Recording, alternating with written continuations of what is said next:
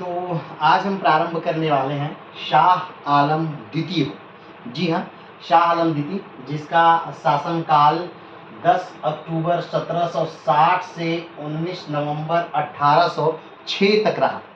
लेकिन शाह आलम को समझने से पहले इसके पहले की पूरी राजनीति को जानना होगा। जैसा आपकी जानते हैं कि इतिहास का नियम है कि जब एक व्यक्ति कमजोर होने लगता है तो कोई दूसरा व्यक्ति शक्तिशाली होने लगता है, या यूं कहें कि जब कोई दूसरा शक्तिशाली होने लगता है तब कोई एक कमजोर होने लगता है। तो अभी इसको हम जानेंगे कि शाह आलम द्वितीय जो है ये किस नंबर का शासक है। तो शाह आलम द्वितीय जो है वो 16वें नंबर का शासक है, यानी शाह आलम द्वितीय मुगल काल में 16वें नंबर का बादशाह बनता है। इससे पहले 15 और बादशाह मुगल काल में बन चुके हैं। तो किसके बाद ये बादशाह बना है? ये बादशाह बना है शाहजहां तृतीय के बाद।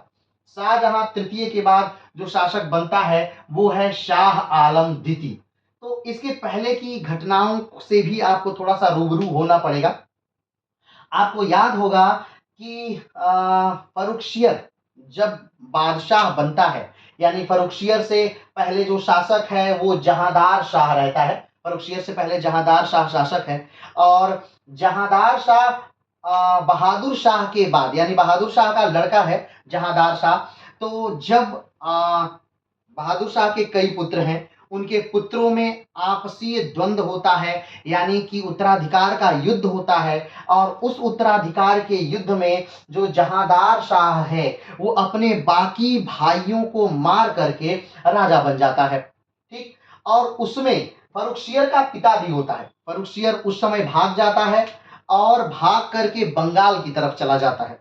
वहां पर फर्रुखसियर की जो माँ होती हैं वो फर्रुखसियर को सलाह देती हैं कि तुम एक कार्य करो कि सेना बनाओ, और इलाहाबाद में दो बंधु हैं यानी सैयद बंधु, उनसे सहायता मांगो। उनसे सहायता लेकर फर्रुखसियर आता है, और फर्रुखसियर बड़े आराम से स्वयं को अपने तख्त पर बैठा लेता है, यानी दिल्ली के तख्त पर फर्रुखसियर बैठ गया। अब ध्यान दीजिएगा, बहादुर शाह ये किसके बाद बैठा है? तो बहादुर शाह बैठा है औरंगजेब के बाद। जी हाँ, बहादुर शाह किसके बाद बैठा है? औरंगजेब के बाद। औरंगजेब का पुत्र है बहादुर शाह, जो कि 63 वर्ष की अवस्था में गद्दी पर बैठता है, यानी दिल्ली सल्तनत को का शासन करता है। तो औरंगजेब के बाद बहादुर शाह बैठता है, और बहादुर शाह की मृत्यु के बाद बहादुर शाह के पुत्रों में एक द्वंद्व होता है, यानी उत्तराधिकार का युद्ध होता है। उस उत्तराधिकार के युद्ध में जहांदार शाह जो है वो विजयी होता है, और जहांदार शाह फर्रुखसियर के पिता की हत्या कर देता है। फर्रुखसियर के पिता की हत्या कर देता है, या यूं कहे कि अपने सारे भाइयों की हत्या करके स्वयं राजा बन जाता है जहांदार शाह। अब फर्रुखसियर दो सैयद बंधुओं की सहायता लेकर, दो सैयद बंधु कौन कौन से हैं? एक है अब्दुल्ला और दूसरे हैं हुसैन अली। तो अब्दुल्ला और हुसैन अली की सहायता से फर्रुखसियर राजा बन गया। ठीक, अब फर्रुखसियर जब राजा बनता है तो फर्रुखसियर को इनका अच्छा नहीं लगता, यानी बार बार जब अब्दुल्ला और हुसैन अली उसके कामों को छेड़ते हैं, उसे परेशान करते हैं, किसी न किसी प्रकार पूरी शासन सत्ता उसी सैयद बंधुओं के हाथ में रहती है, तो बहुत परेशान हो जाता है फर्रुखसियर। तो फर्रुखसियर इनको मारने का प्लान बनाता है। वो क्या करता है कि वो हुसैन अली को दक्कन भेज देता है और अब्दुल्ला को आगरा भेज देता है। अब्दुल्ला और हुसैन अली को अलग अलग कर देता है। इसके बाद क्या होता है, जब पता चलता है हुसैन अली को दक्कन में कि फर्रुखसियर जो है वो हमें अलग करना रहा है, दोनों भाइयों की शक्तियों को बांट रहा है, और ये हमें मारना चाहता है, किसी प्रकार से सत्ता से हटाना चाहता है, तब हुसैन अली मराठों से समझौता कर लेते हैं। मराठों से समझौता ये होता है, मूलतः मराठों से ये समझौता होता है कि आप हमें सेना देंगे और बदले में हम आपको जागीरें देंगे, यानी कि चौथ और सरदेशमुखी वसूलने का अधिकार देंगे। ये जो समझौता था इसे मराठों का मैग्ना कार्टा कहा जाता है, यानी ये मराठों की बहुत बड़ी उपलब्धि होती है। इस समय मराठाओं का पेशवा बालाजी विश्वनाथ होता, मराठाओं का जो पेशवा है वो बालाजी विश्वनाथ है, और इस समय जो राजा है मराठों के वो शाहू जी महाराज हैं। तो उस समय मराठों को बड़ी उपलब्धि मिलती है, मात्र 13,000 सैनिक देने पड़ते हैं और ये 13,000 सैनिक जाते हैं दिल्ली, किसके साथ? हुसैन अली के साथ, और फर्रुखसियर की गला दबा करके हत्या कर दी जाती है। लेकिन अब बात आती है कि जो मैग्ना कार्टा, मराठों का मैग्ना कार्टा जो तैयार हुआ है, जो हुसैन अली या अब्दुल्ला ने मराठों के साथ जो समझौता किया है, उस पर सिग्नेचर कौन करेगा, उस पर हस्ताक्षर कौन करेगा, किस मुगल बादशाह का उस एग्रीमेंट पर हस्ताक्षर होगा? तो उस पर हस्ताक्षर के लिए रफी उल दर्जत को राजा बनाया जाता है। रफी उल दर्जत ऐसा व्यक्ति है जो सबसे कम समय तक, मुगल काल में अगर पूछा जाए कि सबसे कम समय तक शासन करने वाला व्यक्ति कौन है, तो वो है रफी उल दर्जत। अगर पूछा जाए कि मुगल काल में सबसे अधिक समय तक शासन करने वाला व्यक्ति कौन है, तो मुगल काल में सबसे अधिक समय तक शासन करने वाला व्यक्ति अकबर है, और मुगल काल में सबसे कम समय तक शासन करने वाला व्यक्ति है रफी उल दर्जत।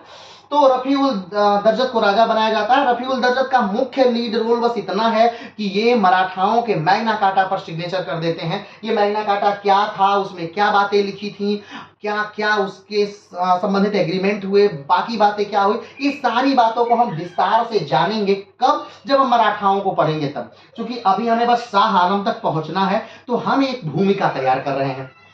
तो यहाँ क्या होता है, रफी उल दर्जत राजा बनता है, लेकिन मात्र 3 से 4 महीने ही रफी उल दर्जत राजा रहते हैं, और उसके बाद कहा जाता है ये बीमारी से मर जाते हैं। लेकिन बहुत सारे इतिहासकार मानते हैं कि रफी उल दर्जत बीमारी से नहीं मरते हैं, बल्कि इनकी हत्या इन्हीं 2 भाइयों ने कर दी, यानी कि अब्दुल्ला और हुसैन अली, जिसे सैयद बंधु कहते हैं, इन्होंने हत्या कर दी। तो अब ध्यान दीजिए, फर्रुखसियर को इन दोनों ने मिलकर हटा दिया।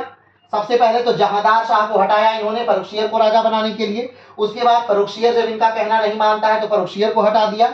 फिर उसके बाद रफी उल दर्जत को मार दिया गया, रफी उल दर्जत को हटा दिया गया। उसके बाद नया राजा बनाया गया रफी उद दौलत। रफी उद दौलत को हटाया गया या रफी उद दौलत को मार दिया गया। कहा जाता है कि इनकी भी बीमारी से मौत हो गई। कुछ इतिहासकार मानते हैं कि बीमारी से नहीं, बल्कि इन दोनों को, यानी रफी उद दर्जत और रफी उद दौलत, दोनों को इन्हीं सैयद बंधुओं ने मार दिया। रफी उद दौलत का एक और नाम था, इन्हें शाहजहां द्वितीय के नाम से गद्दी पर बैठाया गया था। इसके बाद ये राजा बनाते हैं मोहम्मद शाह रंगीला को। अब फिर से एक बात नोट करिएगा कि जब बहादुर शाह राजा बनते हैं, बहादुर शाह कौन है? ये औरंगजेब के पुत्र हैं बहादुर शाह, ठीक। तो बहादुर शाह राजा बनते हैं, उसके बाद बहादुर शाह की मृत्यु के बाद उनके पुत्रों में उत्तराधिकार का युद्ध होता है। उस उत्तराधिकार के युद्ध में जो है वो जहांदार शाह जीत जाते हैं और राजा बनते हैं। जहांदार शाह अपने सारे भाइयों को मार देते हैं। उन्हीं एक भाई में का ये लड़का है फर्रुखसियर। फर्रुखसियर जाता है सैयद बंधु के पास, उनसे मदद लेता है और आकर के जहांदार शाह की हत्या कर देता है। अब जहांदार शाह की हत्या कर दी गई, किसने कर दी? सैयद बंधुओं ने। फिर सैयद बंधुओं ने फर्रुखसियर की हत्या करवा दी, फिर सैयद बंधुओं ने रफी उद दर्जत की हत्या करवा दी, फिर सैयद बंधुओं ने रफी उद दौलत की हत्या करवा दी, फिर सैयद बंधुओं ने मोहम्मद शाह को राजा बनाया। ठीक है, यानी देखिए यहाँ पर कितने राजा को सैयद बंधुओं ने बदला।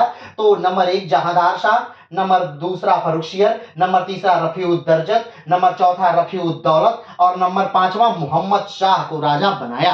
तो यहाँ पर 4 राजाओं को बदला गया और 5 राजा बनाए गए। अब मोहम्मद शाह रंगीला जब राजा बनता है तो मोहम्मद शाह रंगीला को भी ले लगता है कि क्यों ना भी ऐसा हो कि जैसे इतने राजाओं को बदला और मारा गया, तो स्वाभाविक बात है मेरी भी हत्या कर दी जाएगी, मुझे भी मार दिया जाएगा।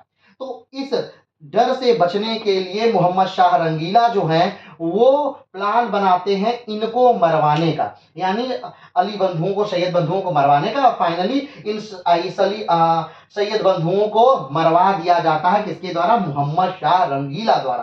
तो आप देखेंगे कि मोहम्मद शाह रंगीला का शासनकाल काफी लंबा चला। कारण इसीलिए कि इनके समय में ताकतवर बस यही बने रहे और कोई वजीर या मंत्री नहीं रहा। तो फाइनली जब इनका शासनकाल खत्म होता है मोहम्मद शाह रंगीला का 48 में, तो आप देखेंगे 12 नंबर के मुगल शासक हैं। 6ठे नंबर तक, यानी औरंगजेब की मृत्यु तक। औरंगजेब कब मरता है? 1707 में। तो 1707 में औरंगजेब मरता है। उसके बाद बहादुर शाह राजा बनता है, उसके बाद जहांदार शाह राजा बनता है, उसके बाद फर्रुखसियर राजा बनता है, उसके बाद रफी उद दर्जत राजा बनता है, उसके बाद रफी उद दौलत राजा बनता है, उसके बाद मोहम्मद शाह राजा बनता है, तो मोहम्मद शाह रंगीला राजा बनता है। तो यहाँ तक ये पूरा राजा बनाने की जो प्रक्रिया चल रही है, रोज रोज राजा बदलने की जो प्रक्रिया चल रही है, ये पूरा अली बंधुओं ने किया, यानी सॉरी सैयद बंधुओं ने की। सैयद बंधु करते हैं। अब इसके बाद आप देखेंगे कि फिर से, यानी कि फिर से इतिहास में एक नया मोड़ आता है। अब यहाँ पर सैयद बंधु की ताकत खत्म हो जाती है, सैयद बंधु मर जाते हैं। लेकिन अब आप देखेंगे कि यहाँ 12 नंबर के बाद मोहम्मद शाह रंगीला के बाद राजा कौन बनता है, तो अहमद शाह बहादुर राजा बनता है। अहमद शाह बहादुर अब राजा बन गए और अहमद शाह बहादुर ने अपना वजीर नियुक्त किया सफदरजंग को। ठीक है, सफदरजंग बेइंतहा ईमानदार आदमी, बहुत ही राज्य के प्रति वफादार आदमी थे। दिल्ली में एक हॉस्पिटल है एम्स के जस्ट सामने, उसका नाम भी सफदरजंग इन्हीं के नाम पर पड़ा था। ठीक है, तो सफदरजंग वजीर बन जाते हैं और सफदरजंग अपनी सहूलियत के लिए नियुक्त करते हैं फिरोज जंग तृतीय को। अब फिरोज जंग तृतीय कौन है, ये फिरोज जंग तृतीय भी राजा बदलने की ही मशीन है। यानी फिर फिरोज जंग तृतीय सफदरजंग को हराता है, सफदरजंग से युद्ध होता है, चूंकि सफदरजंग ही फिरोज जंग को लाए हैं मंत्री बना करके।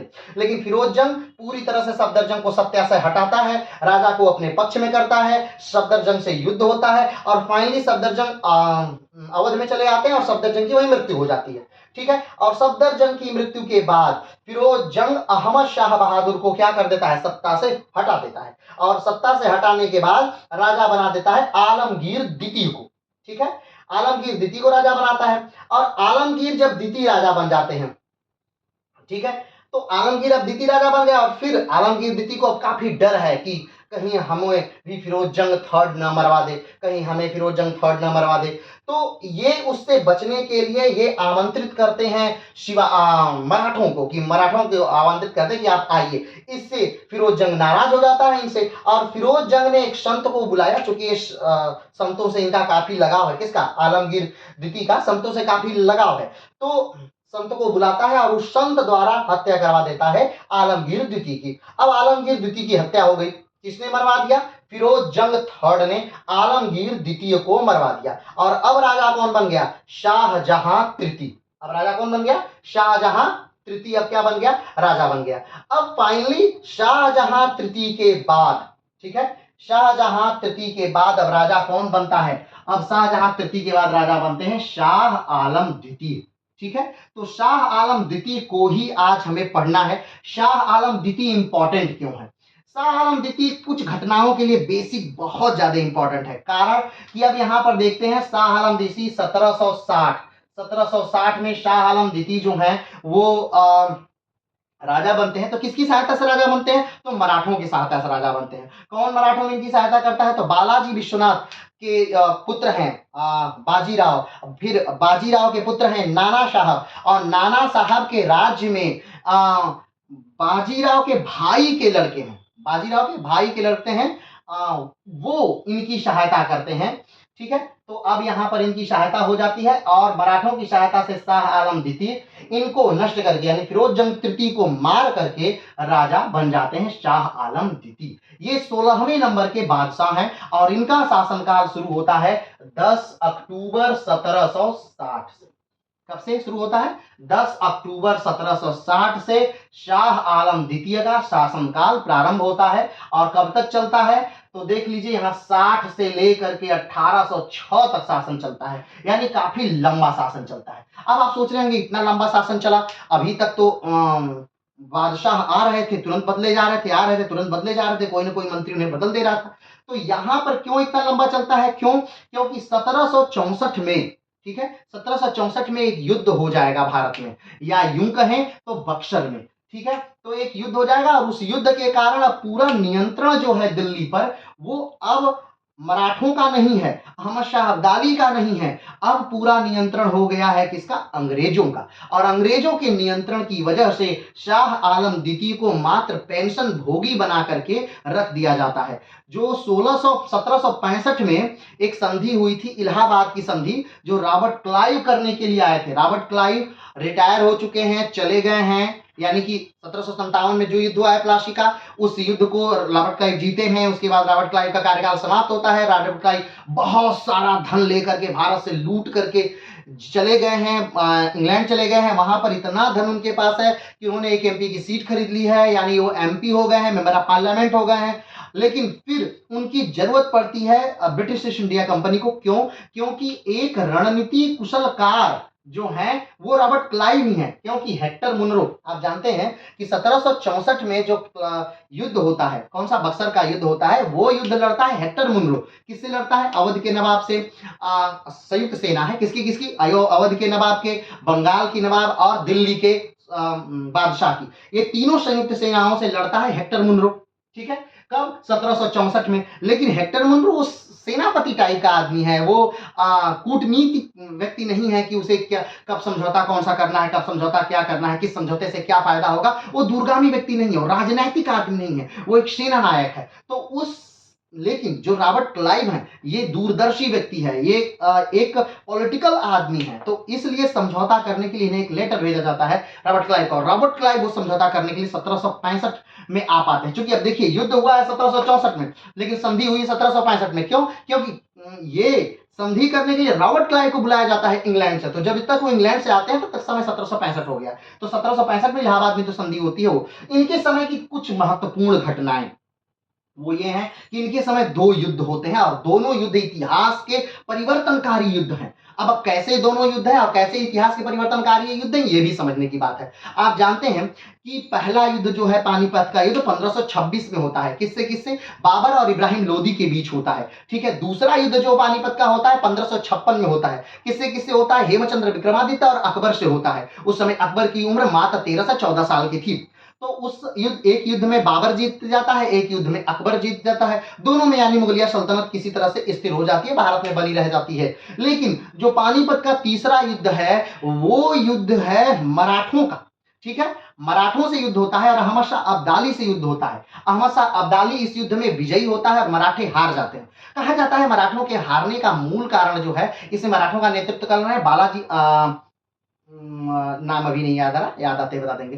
तो इसमें मराठों का नेतृत्व कर रहे हैं और मराठों के जो एक उत्तराधिकारी हैं जिनका नाम विश्वास राव है, तो विश्वास राव इसमें युद्ध में आए रहते हैं और ये मेजर युद्ध होता है। लेकिन इसमें जो बंगाल के नवाब है, अब देखिए बंगाल के नवाब 1761 के युद्ध में साथ देते हैं अहमद शाह अब्दाली का।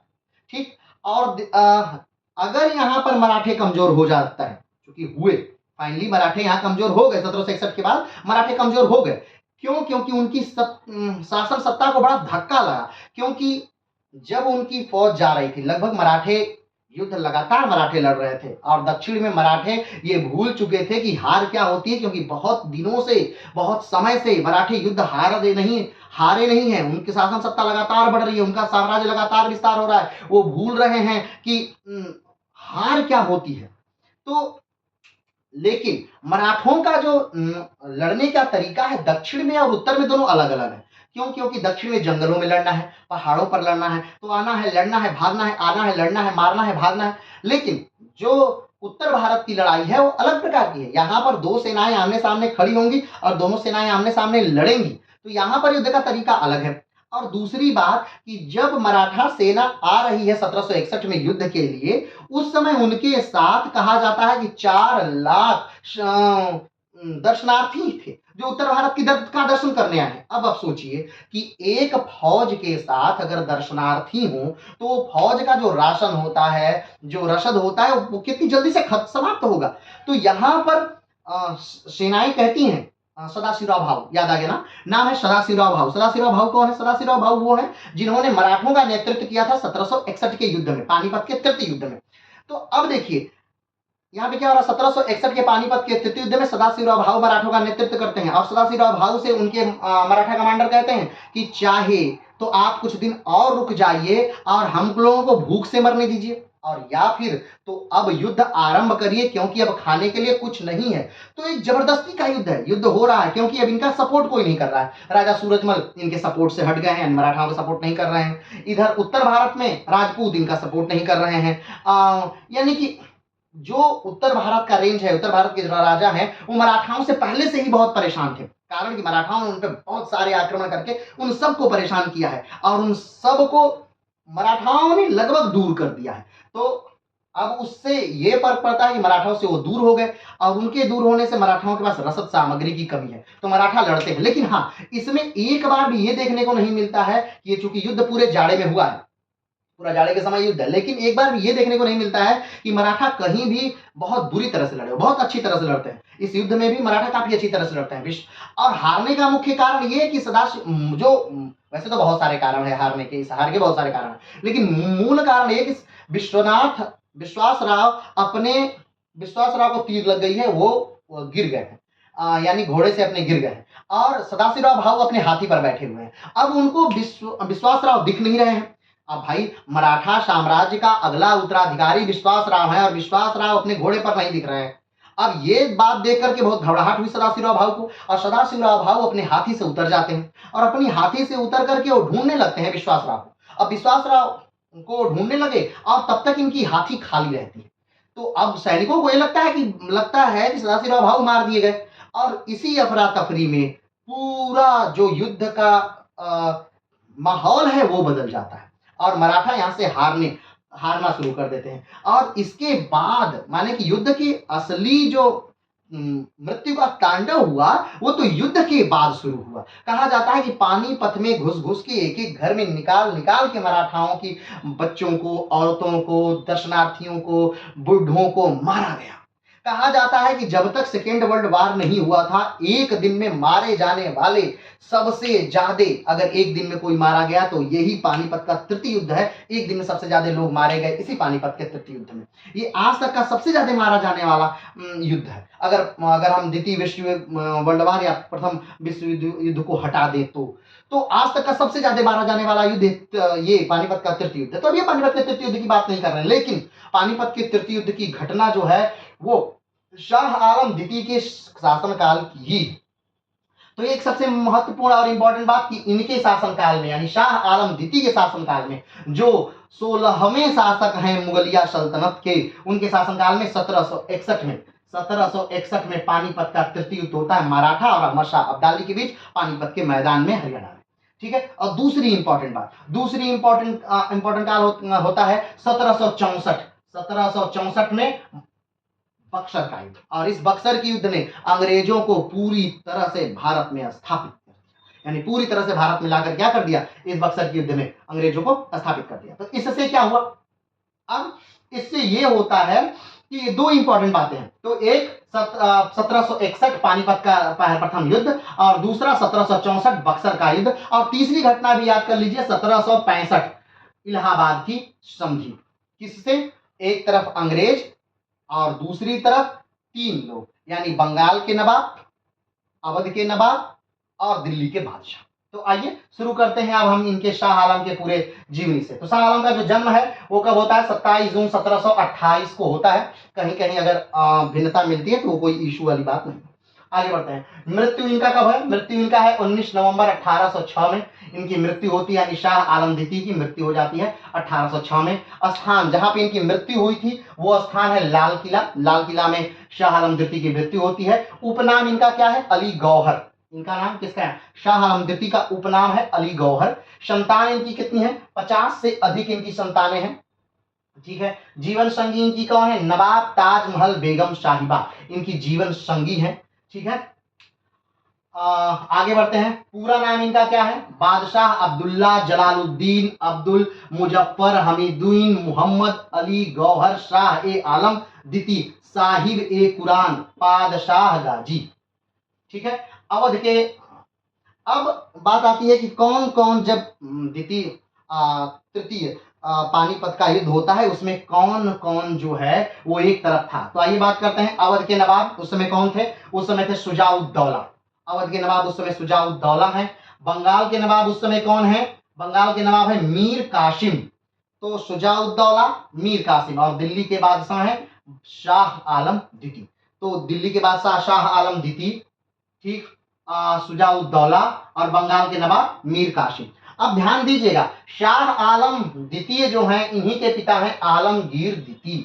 इन्हीं के पिता कौन है, आलमगीर द्वितीय। और इन्हीं के पिता आलमगीर द्वितीय की हत्या करवाई गई थी एक संत द्वारा, फिरोज जंग थर्ड द्वारा। इन्हीं के पिता की हत्या करवाई गई थी। तो इन्होंने अपने पिता का बदला भी ले लिया फिरोज जंग तृतीय से। मराठों का साथ दे करके इन्होंने फिरोज जंग तृतीय से अपने पिता का मौत का बदला ले लिया था। वो बात नहीं। चलिए आगे बढ़ते हैं। तो अपने पिता आलमगीर द्वितीय की हत्या के बाद वह दिल्ली को छोड़कर पटना की ओर भाग गए। अब ध्यान दीजिएगा, जब शाह आलम द्वितीय अभी अपने पिता के संरक्षण में हैं, तभी उनको मार दिया जाता है, आलमगीर द्वितीय को मार दिया जाता है। तो आप सोचेंगे कि जब आलमगीर द्वितीय को मारा गया तो ये छोड़कर दिल्ली क्यों भागे? स्वाभाविक बात है, जब किसी राजा को मारा जाता है तो सिर्फ राजा को नहीं मारा जाता है, राजा से जुड़े सारे लोगों को, यानी उनके पुत्र को, उनकी पत्नियों को, उनसे जुड़े सारे लोगों का वध कर दिया जाता था, ताकि उत्तराधिकार का जो युद्ध है, उत्तराधिकार का युग आने वाले समय में परेशान ना करे, यानी राजा को आने वाले समय में किसी राजा से संघर्ष ना करना पड़े, इसलिए उसे मार दिया जाता था। तो जब इनके पिता की यानी आलमगीर द्वितीय की हत्या करवाई थी किसने? फिरोज जंग तृतीय ने।